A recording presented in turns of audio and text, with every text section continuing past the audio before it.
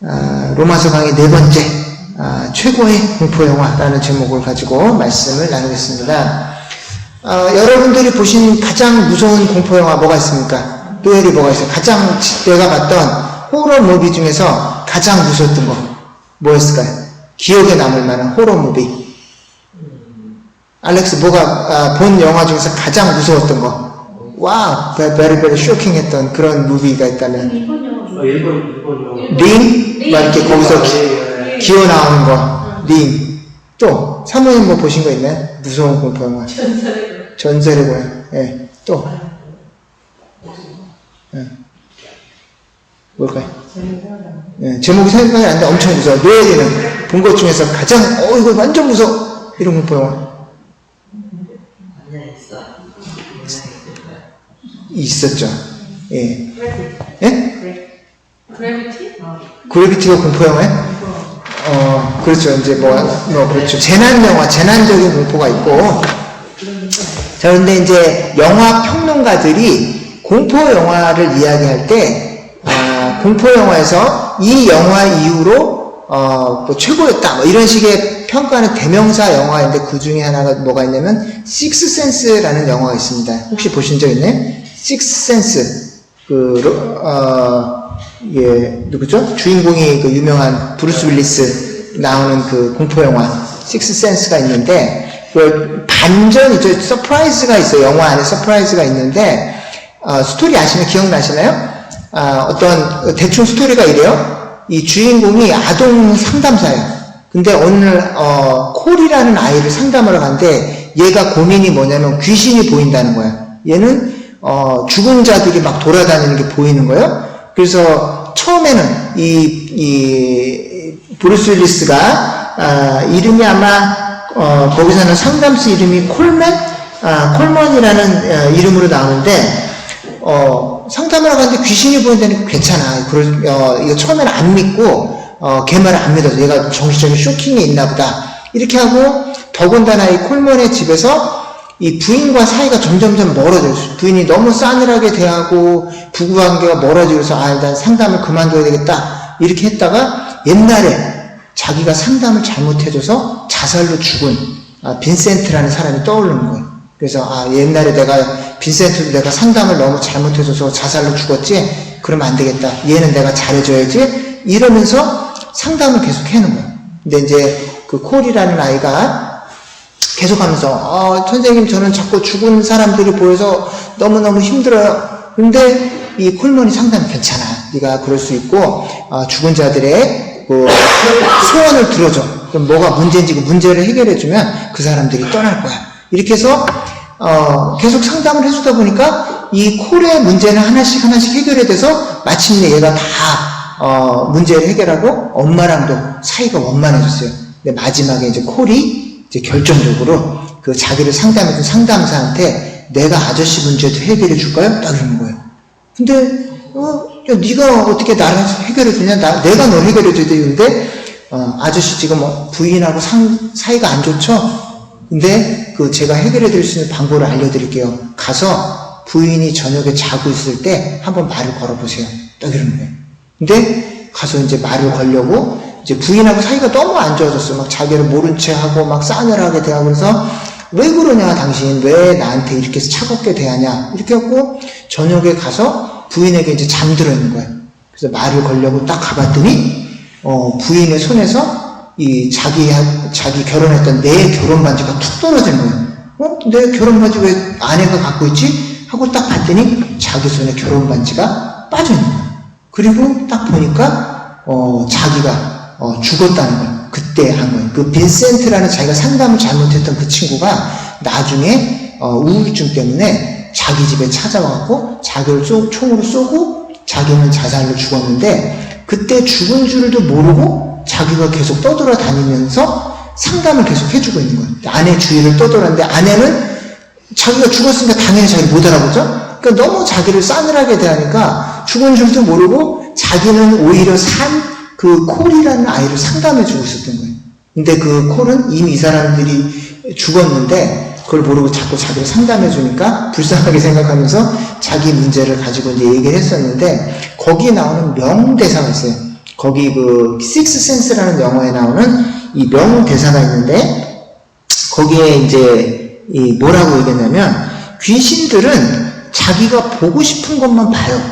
그리고 서로를 알아보지 못하고 그리고 그렇죠. 귀신들은 자기가 심지어 죽은 줄도 몰라요. 이런 얘기가 나옵니다. 근데 이제 엄청난 공포의 반전이죠. 근데 오늘 성경에 보면은 똑같은 상황이 나옵니다. 오늘 이 유대인들이 자기 안에도 큰 죄가 있는데 절대로 자기 안에는 못 보고 딴 사람만 계속 보는 문제가 있어요. 근데 이게 공포 영화를 볼 때는 정말 무섭다 이러는데 우리의 삶에도 이런 문제들이 나타난다. 오늘 이 본문을 제가 다시 한번 읽어볼게요. 로마서 2장 1절에 보면 그러므로 남을 판단하는 사람아 누구를 막론하고 내가 핑계하지 못할 것은 남을 판단하는 것으로 내가 너를 정죄함이니 판단하는 네가 같은 일을 행함이라 이렇게 되어 있습니다. 그래서 이 로마서 1장에 보면 하나님께서 불의 때문에 진리를 가로막는 사람들에게 하나님의 그 지옥의 심판과 큰 진노가 코앞에 놓여있다고 그랬는데 유대인들은 뭐라고 생각했냐면 옳습니다. 그거는 당연히 맞는 말이고 이방인들은 지옥의 땔감이고 다 죽어야 될 사람들이기 때문에 이방인들에게 하신 그 말씀이 맞습니다. 저는 빼고요. 라고 생각했다는 거예요. 근데 오늘 이 바울이 뭐라고 하냐면 그 상대가 바로 너야 라고 반전, 서프라이즈를 얘기해 주는데 이게 유대인들만을 향한 얘기가 아니라 교회를 오래 다닌 크리스찬들을 향한 하나님의 이 말씀이기도 하다라는 것이죠. 그래서 이 첫 번째 위험이 여러분들이 교회를 오래 다니다 보면 나는 우리 부모님들은 교회를 오래 믿었던 장로님이고 목회자이고 그리고 나 자신도 어렸을 때부터 열심히 교회를 다녔기 때문에 나는 절대로 하나님의 진노와는 상관없고 죄를 회개할 필요가 없어 라고 생각한다는 거죠. 근데 이것이 굉장히 위험한 생각이고 제가 옛날에 신학교 다닐 때 이 두 그룹이 있어요. 그냥 평범한 사람들이 있고 홀리 그룹이 있어요. 신학교 안에도 홀리한 그룹이 있어요. 어떤 그룹이냐면 굉장히 보수적인 교회, 한국에서 이제 치읓으로 시작되는 강남에 있는 모 보수 교회, 큰 교회가 있어요. 근데 그 교회에 다니는 사람들은 밥도 자기네들끼리 먹어요. 그리고 수업도 같이 자기네들끼리만 듣고 기숙사 방도 자기네들만 써요. 왜 그러냐면 우리는 너희들보다 조금 더 홀리한 교회를 다니고 있다. 이런 거예요. 뭐 이렇게 충격교회 출신도 있고 제가 함부로 말씀드리고 그러는데 그 친구들은 너무 보수적이라는 거예요. 너무 말씀대로 살고 우리들은 말씀대로 룰을 지키는 사람들이기 때문에 너희들하고 조금 달라. 미안해. 너희들처럼 우리는 함부로 살지도 않고 너희들처럼 막대 먹은 교회 다니지도 않고 우리는 조금 더 홀리한 사람이야. 이래서 걔네들은 심지어 막 이렇게 되게 뭐라 그럴까요?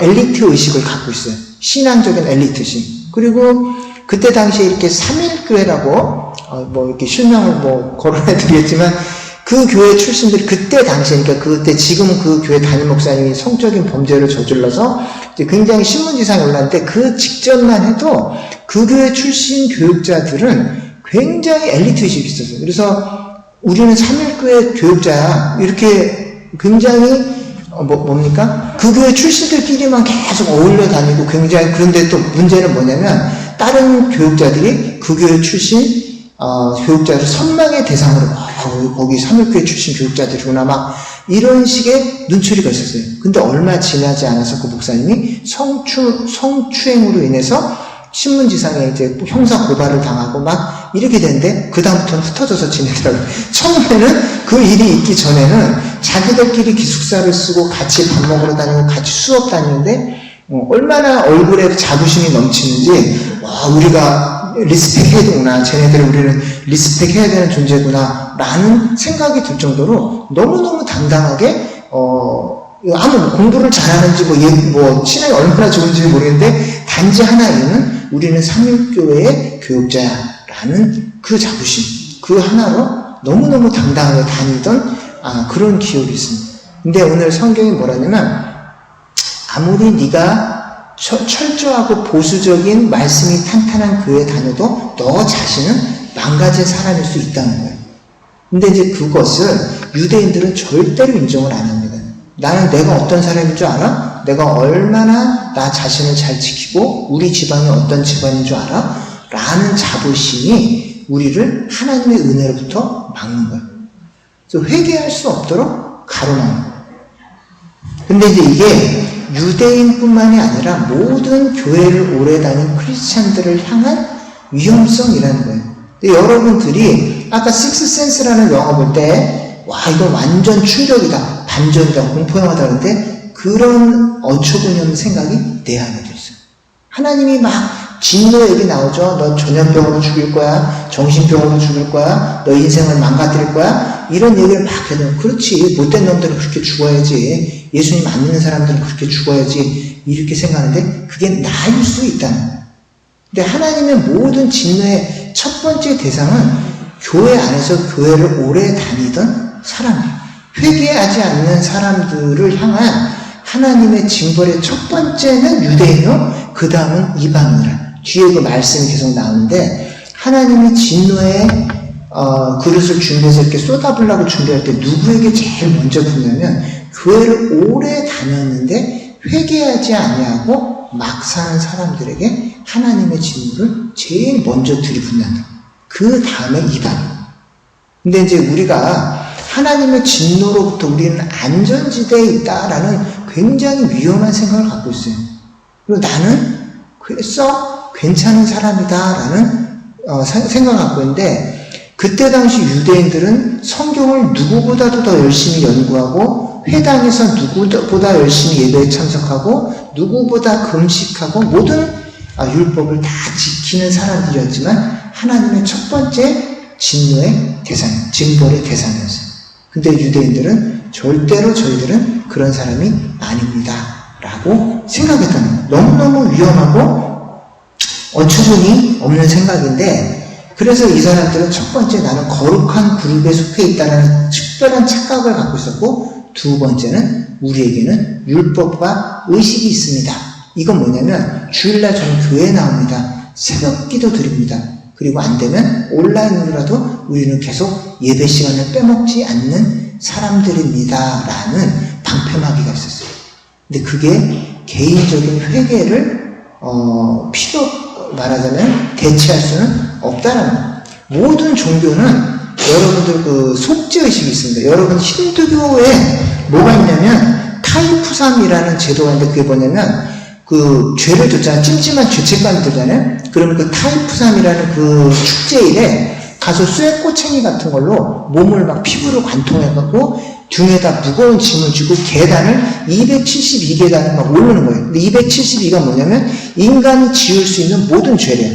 그러니까 과거의 죄, 중간에 가면 현재 짓고 있는 죄, 미래에 짓는 죄를 그 짐을 지고 쇠꼬챙이 같은 거를 이렇게 피부로 관통하면 아프잖아요. 그리고 그거를 막 지고 올라가는 거예요. 다 올라가면 죄를 다 속죄하는 거예요. 그러고 끝나면 뭐 할까요? 뭐 할 것 같아요? 그거 끝나면 또 가서 죄 짓는 거예요. 죄책감 없이. 근데 그것도 이제 귀찮으니까 그 다음 간소화된 게 그게 뭐냐면 겐지스 강에 가면 신성한 강이기 때문에 물에 한번 툭 담갔다가 빠지면 또 죄가 없어지는 거예요. 그러면 또 그렇게 하고 나서 또 가서 또 죄책감, 그때는 뭐예요? 죄책감 없이 죄를 짓는 거예요. 그 전까지는 죄책감을 갖고 여기까지 왔다가 강물에 한번 들어갔다 나오면 어떻게 돼요? 죄책감을 털어버리고 죄를 짓는 거예요. 그게 천주교에 있어요. 천주교는 뭘까요? 고해성사라는 게 있어요. 그래서 일주일에 한 번씩, 1년에 한 번씩 가서 고해성사를 보는데 마피아의 영화 대부라는 영화에 보면 그 대부의 주인공이 엄청나게 잔인하고 못된 짓을 다 해요. 그래서 평생 살아다가 자기 형도 죽이고 아내도 배신하고 친구도 배신해 다 죽이고 하는데 마음이 찜찜해. 그럼 어디 갈까요? 고해성사를 보러 가요. 마음이 하도 찜찜하니까 고해성사를 보러 가서 고백하는 이 말이 나옵니다. 그래서 이런 고백이 나오는데 유명한 대사요. 저는 제 아내를 배신했습니다. 저는 제 자신도 배신했습니다. 살인을 하고 또 살인을 하라는 지시를 내리기도 했습니다. 제 친형을 죽이라는 지시를 내렸습니다. 라고 고백을 해요. 그 다음에 이 사람은 어떻게 했을까요? 또 죽여요. 또 마피아의 사람은 고백, 죄책감을 털어버리고 나서 그 사람의 삶이 바뀐 게 아니라 계속해서 그 죄를 짓는. 그거는 죄를 회개한 거예요? 아니야? 회개한 게 아니에요. 회개는 뭐냐면 죄를 고백하고 죄로부터 돌아서는 거예요. 더 이상 그 죄를 짓지 않고 그 죄로부터 돌아설 때 그 사람은 진정으로 회개했다는 거예요. 근데 많은 종교에서 죄를 그대로 지우면서 죄책감만 덜어버리는 툴을 제공해요. 그게 이제 천주교에서는 고해성사고, 아까 힌두교에서는 겐지스가 안에 들어가서 몸을 물에 한번 이제 담그고 나오는 거고, 또 유대교에는 뭐냐면 욤 키프루라는 속죄일이 있어요. 구약에 나오는 대속죄일인데 그날에 축제를 벌이고 막 이렇게 이렇게 마른 무교병 이걸 먹고 모여서 회개하는데, 회개를 하고 이 사람들이 그 죄를 돌이킬까요? 아니에요. 그래서 지금 이스라엘과 팔레스타인의 전쟁을 벌이는데 그 중동 전쟁 중에서 유명한 그 욤 키프루 전쟁이라는 이 중동 전쟁의 시작이 있어요. 근데 그게 뭐냐면 그 속죄일날 팔레스타인 그 사람들이 이스라엘을 쳐들어온 거예요. 근데 왜 쳐들어왔냐? 이스라엘이 먼저 팔레스타인을 쳐들어가서 많은 민간인들을 죽이고 가자지구라는 그 캠프, 난민 캠프를 만들어 그 안에 다 집어넣고 완전히 비참하게 이 사람들을 의료시설도 최악, 물 최악, 전기 최악의 난민 캠프를 만들어 놓고 고립시켰어요. 물자가 들어가지도 못하고 나가지도 못하게. 이렇게 해놓고 사람들을, 민간인들을 죽이고 어린아이들을 죽이고 자기들은 욤 키프루 데이에 회개하고, 하나님 우리는 이런 잘못했습니다. 저희를 용서해 주시고 저희가 안전하게 살 수 있게 해주세요 라고 예배를 드리는 거예요. 근데 안전할 수 있어요, 없어요? 죄는 계속 지으면서 회개의 자리에 나서 회개하지 않고 살면 안전해요, 안 안전해요? 안전하지 않은 거예요. 그래서 우리들이 하던 행동을 계속하면서 죄책감만 덜어버리는 이 행동을 계속하기 때문에 성경에서는 뭐라 그러냐면 이런 일을 행하는 자에게 하나님의 심판이 진리대로 되는 줄을 우리가 아노라, 이렇게 되어 있습니다. 그래서 여러분들이 첫 번째 피난처는 뭐예요? 나는 거룩한 그룹, 거룩한 가정, 거룩한 공동체, 비교적 보수적이고 안전한 교회에 다니고 있기 때문에 나는 괜찮다라는 생각, 이게 우리를 회개로부터 가로막아요. 두 번째는 뭐냐면은 뭡니까? 예배, 의식. 나는 정상적인 예배에 참석하고 있고 정기적으로 예배를 빼먹지 않고, 그리고 안전한 이 의식을 항상 치르고 있다. 하나님께 정기적으로 회개하는 의식을 치르고 있다. 이것도 우리에게 진정한 회개를 가로막는 방패막이가 된다라는 것이에요. 그리고 더 큰 문제는 뭐냐면 여기 성경에 나오는 모든 경고가 타임, 교회 안에 무슨, 교회 안에 있는, 피터 집사이지, 교회 안에 있는 김 집사, 박 집사, 그놈 참, 여기 말에 딱 합당한 말이었는데, 이렇게 하고 교회 안에 생각하는, 떠올릴 수 있는 모든 악인들이 하나님의 진노 앞에 서 있다고 생각하지, 나한테는 그 죄가 하나도 없다라고 생각해요. 그래서 아까 이 귀신 나왔던 영화에서 절대로 나 자신은 그렇게 회개할 필요가 없다라는 그 생각, 이것이 우리를 가로막고, 이제 끝으로 우리를 회개를 가로막는 가장 중요한 문제가 뭐냐면, 이 성경의 이 로마서에 나오는 그 교리 중에 이신칭의라는 말이 있습니다. 한자어로 믿음으로써 의롭게 된다라는 말이에요. 구원을 뭘로 받아요? 믿음으로 말미암아 의롭게 된다는 게, 그게 이제 한자 교리로 이신칭의, 믿음으로 말미암아 의롭다고 칭해준다. 그래서 이신칭의라고 불리우게 되는데, 요거는 사람들이 착각하는데 뭐에 착각하냐면 구원받을 때만 필요하다고 생각해요. 근데 하나님의 은혜는 구원받을 때만 필요한 게 아니라 하루하루 순간순간을 살아가는데도 필요합니다. 여러분들이 지금까지 건강하게 괜찮게 살아왔습니까? 오늘 주일 하루를 인간답게 살아가기 위해서 여전히 하나님의 은혜가 필요해요. 어저께까지 괜찮게 살았어요? 근데 오늘 망가질 수 있어요. 오늘 아침까지 크게 안 싸우고 잘 살았어요? 오후에 대판 싸울 수 있어요. 오늘까지 저녁 때까지 괜찮았어요? 밤늦게 싸울 수 있어요. 그러니까 오늘 하루 순간순간을 사는데도 하나님의 은혜가 너무너무 필요하다는 거예요. 그래서 여러분들이 누군가 여러분들을 비판할 때 굉장히 마음이 아프고 화가 납니다.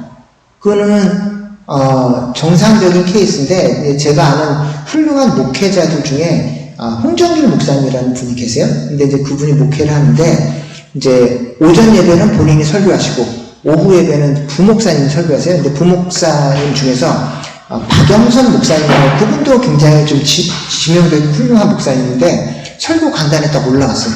근데 설교를 하면서 담임 목사님이 설교한 그 똑같은 본문을 갖고 오후에 또 올라갔어요.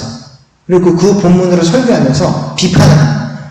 많은 목사님들이 이 본문을 오해하고 있다. 오전에 설교한 홍정길 목사님을 비롯해서 많은 목사님들이 이 본문을 오해하고 엉뚱하게 해석하고 있습니다.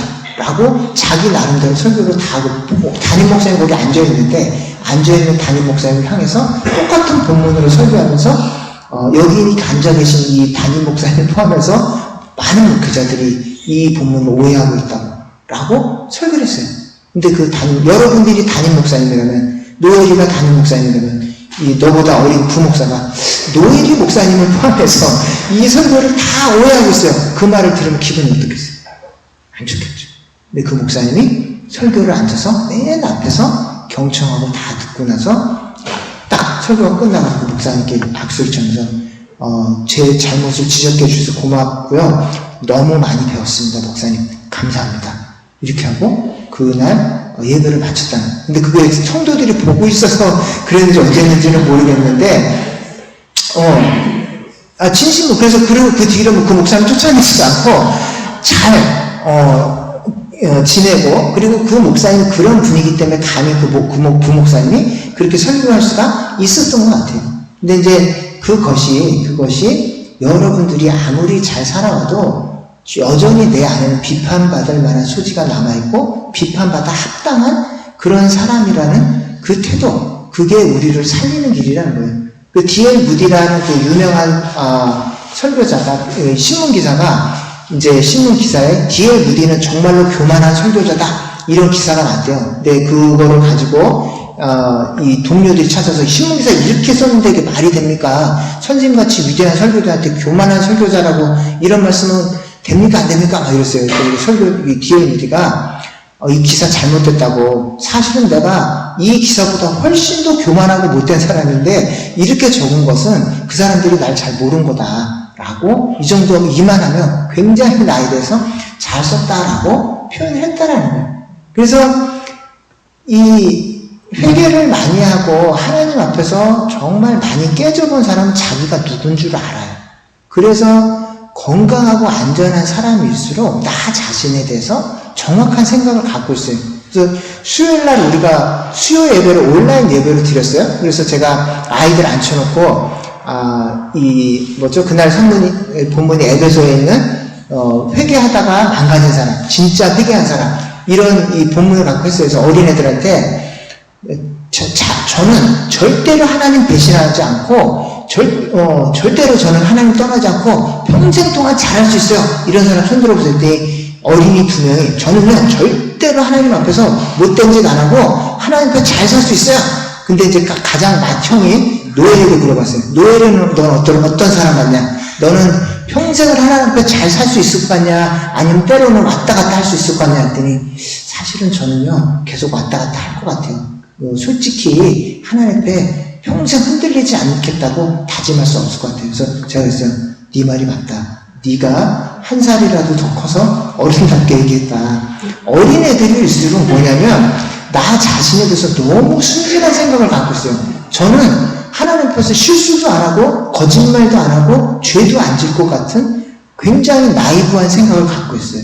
근데 성숙하면 성숙할수록 나는 언제든지 죄를 질 수 있고 언제든지 망가질 수 있고 언제든지 하나님 앞에 넘어질 수 있다는 이런 불안증, 영적인 거룩한 불안감을 갖고 있어요.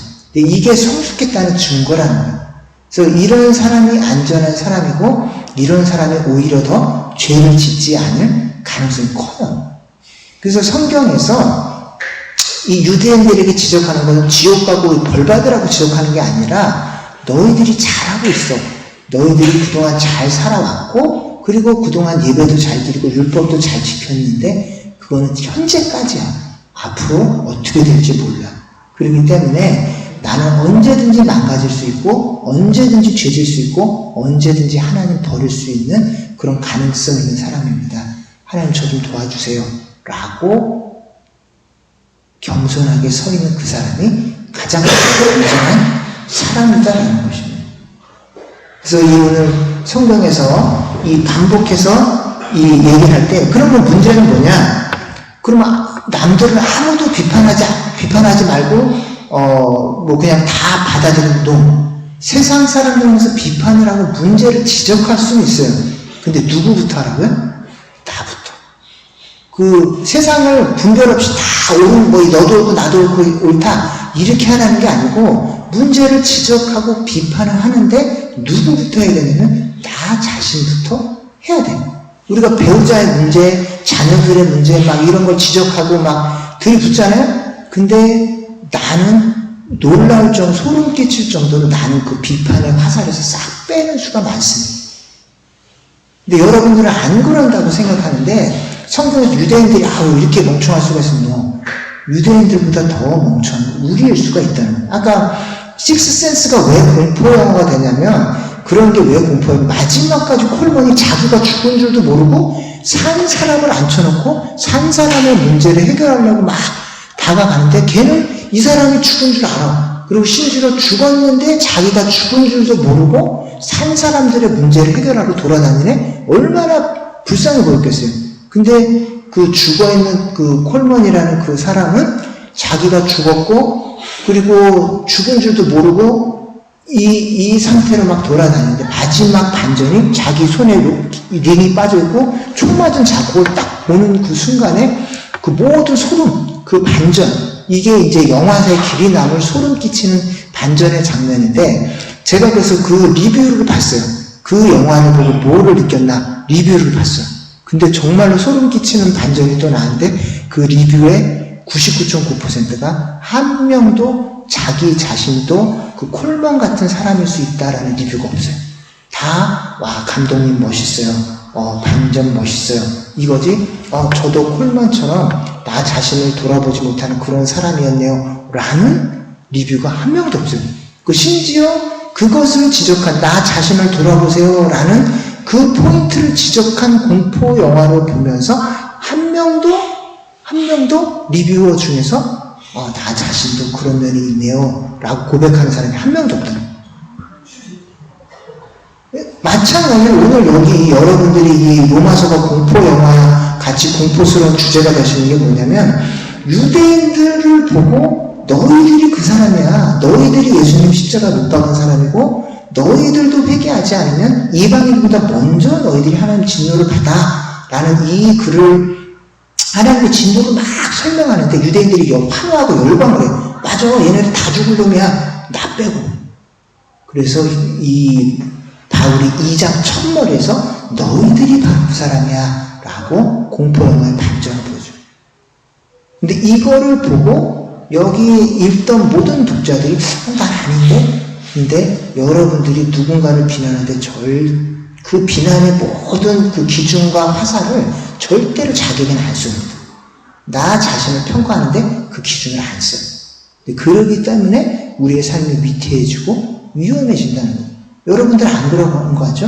근데 무서울 정도로 위험하게 그 비판의 칼날은 나를 향해서 돌리지 않는다는 거예요. 그래서 난 실제로 검증해 봤는데, 야, 어떻게 이런 공포 영화를 보고 어떻게 나 자신에 대해서 한 번도 자기 자신의 태도에 대해서 이렇게 생각을 안 하지? 한번 확인해 보세요. 여러분들이 영어로 된 리뷰어나 한글 리뷰어나 식스센스라는 영화를 보고 그 글을 단 리뷰어 중에서 나 자신에게 이런 모습이 있다라고 고백한 사람 한 명이나 있는 거죠. 한 명도 없어요. 제가 뭐 시간이 없어서 못 찾았는지 모르겠는데 긴 시간을 제가 꽤 많은 리뷰를 찾아봤거든요. 한 명도 없어요. 영화 잘 만들어졌네요. 완성도 높습니다. 감독님 천재네요. 이 소리를 했지 이 사람은 나 알 수 있다. 감독이 얘기하는 그 공포의 포인트가 뭐냐면 세상의 모든 사람들이 정말로 무서울 정도로 나 자신에 대해서 이해를 못하고 있고 나 자신에 대해서 반성할 줄 모른다. 이게 공포스럽다. 귀신을 보는 게 공포스러운 게 아니라 나 자신에 대해서 이렇게 공포스러울 정도로 인정을 하고 죽기 직전까지 난 괜찮은 사람이야. 나만한 사람이 어딨어? 라고 생각하는 것이 공포영화보다 더 공포스럽다. 이게 그 나이트 샤밀란 감독의 포인트라는 거야. 근데 실제 보니까 그 리뷰어들이 공포스러울 정도로 아무도 자기 자신에 대해서 인정하는 사람이 없어요. 이게 신앙생활도 똑같다는 거야. 죽을 때까지, 죽기 직전까지 나는 괜찮은 사람이니까 회개할 필요 없어요. 저 김 집사가 문제야. 저기 그 피터 집사가 문제야. 이러고 죽을 때까지 신앙생활 하면서 1도 안 변한 채로 죽는 사람이 많다는 거예요. 그러기 때문에 이 바울이 교회 안에 있는 유대인들, 교회 안에서 숨어서 1도 변화하지 않고 버티고 있는 스터번한 수많은 크리스천들을 향해서 로마서 2장 1절에 네가 바로 그 사람이야. 네가 바로 변하지 않고 교회를 망가뜨리고 있는 바로 그 사람이야. 라고 지적을 하는 거예요. 내 생각에는 저 피터 때문에 그런데 저 박집사 입사 저 오래 다닌 저 사람 때문에 당신 때문에. 당신 때문에 우리 교회가 안 바뀌고 나 때문에 우리 교회가 성장을 못하고 나 때문에 우리 교회가 세속화되고 문제화되는 거예요. 근데 이거를 다 교회 밖에 있는 저 집사 저 예배도 안 나고 저 양반 때문에 그런 거군요. 나 때문에. 한 번도 여러분들이 나 때문에 교회가 망가져가고 있다는 생각 해본 적 있으십니까? 한 번도 여러분들이 나 때문에 우리 가정이 신앙이 다운그레이드 되고 하향 평준화되고 망가지고 있다는 고민해 보신 적 있나요? 그렇기 때문에 여러분들이 지금 문제인 거예요. 성경에서는 이런 회개의 눈물과 이런 나 자신에 대한 절망감을 한 번도 경험해 보지 못한 여러분들이 소름 끼치는 공포스러운 존재다라고 얘기하고 있는 거예요. 솔직히 한 번이라도 나 때문에 우리 가정이 망가지고 있다는 생각 해보신 적 있나요? 나 때문에 우리 형제들이 망가지고 있다. 나 자신 때문에 우리 가정이 안 좋은 곳으로 가고 있다. 내가 조금만 더 잘했으면, 내가 이 부분을 조금만 더 회개했더라면 조금 더 나은 교회가 됐을 텐데, 조금 더 나은 가정이 됐을 텐데, 모든 화살이 배우자, 모든 화살이 내 형제들, 모든 화살이 내 자녀들에 가 있죠. 이게 공포스러운 우리의 자신의 진동법입니다. 그래서 이 로마서 2장 오픈 이 공포스러운 현실 인식에 갖다 놓은 그 장면이 바로 이 로마서 2장 전체를 다 유대인들을 향해서 네가 문제야. 이방인들 말고 너가 문제야. 이거를 설명하는데 2장 전체를 다 쓰고 있어요. 근데 마지막에 이 설교를 다 듣고도 몇 명이나 회개했는지는 모르겠어요. 근데 오늘 이 본문을 보고 로마서를 쭉 강의해 나가면서 저도 저 때문에 교회가 성장 안 하고 저 때문에 우리 가정이 자꾸 망가지고 있고 이런 것 같습니다. 근데 이제 어떻게 해야 될지 힘들어요. 그거를 대면할 때마다 고통스럽고 굉장히 힘든데 거기서부터 해결의 실마리가 보여요. 거기서부터 성장의 실마리가 보이는 거예요. 고통을 경험하고 나서 내가 문제구나, 나 때문이구나 라는 것을 인정하고 나서 거기서부터 개선점이 보인다는. 그래서 이 아침에 여러분들이 정말 힘들어요. 이 로마서의 죄 문제를 지적해야 되고 하나님의 진노를 설명해야 되기 때문에 토요일 저녁보다 마음이 계속 눌리고 무거워요. 좀 격려 설교해주고 힘든데 지금 막 먹고 살기도 힘들고 막 경쟁도 심하고 힘든데 좀 위로 좀 하고 인커리지 해주고 이러고 싶은데 네가 문제야. 이 사람들 누가 하고 싶니?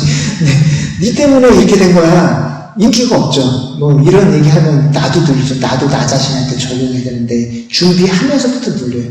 근데 인생의 출발점이 피해갈 수 없는 중요한 설교 본문들이 있습니다. 그래서 부담되고 힘들고 하기 싫은데 가뜩이나 사람들인데 이거 설교 준비하면서 다 도망가겠구나 이런 생각을 하고 출발하는데 결국은 이걸 피하고 나서는 설교할 거리가 없어요. 여러분들이 성경에서 회개와 진노를 빼고는 설교할 거리가 없어요. 이거부터 출발해야 그 다음은 하나님의 위로도 나오고 그 다음에 하나님의 격려도 나오고 하나님의 사랑도 회개하는 사람에 한해서 약속된 하나님의 보상. 여러분들이 나는 괜찮은 사람이야 죽을 때까지 하나님의 진정한 위로와 진정한 사랑을 경험할 수가 없어요. 그래서 이 아침에 이 말씀을 듣고 내 안에 나 때문에 고통받는 우리 가정, 나 때문에 고통받는 우리 교회 이런 사항들을 뭐가 있는지 깊이 대면해보고 하나님 앞에 가서 하나님의 진정한 위로와 하나님의 진정한 격려와 사랑을 경험하는 저와 여러분이 되시기를 예수님의 이름으로 축원드립니다. 아멘. 노엘이 예수님의 이름으로 축원드립니다.